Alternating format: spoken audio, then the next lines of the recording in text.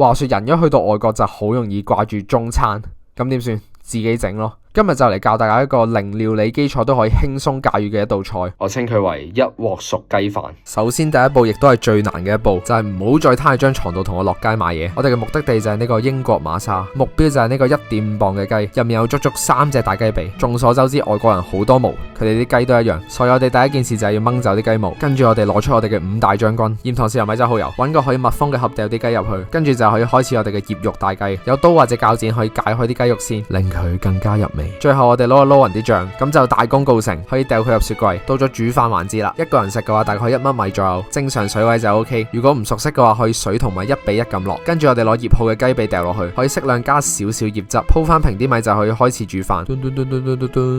雖然你聞唔到，但係佢打開嗰下真係超香。喺煮飯嘅過程中，隻雞已經完全熟晒，食落去嘅感覺比較似蒸雞，雞肉好嫩滑，同埋因為有醃過嘅關係，食落去都好夠味。不過我想講個飯先係精華，雞髀嘅油香醃汁嘅味道全部都鎖喺飯粒入面，再加上少少飯焦，嗰種鹹香嘅感覺真係超爽，完全安撫咗我喺呢度冇嘢好食嘅心靈。係咁先，其他細節我會擺喺 caption 度。如果覺得有咩可以改善或者我做得唔啱嘅地方，記住同我講。我哋下次再煮。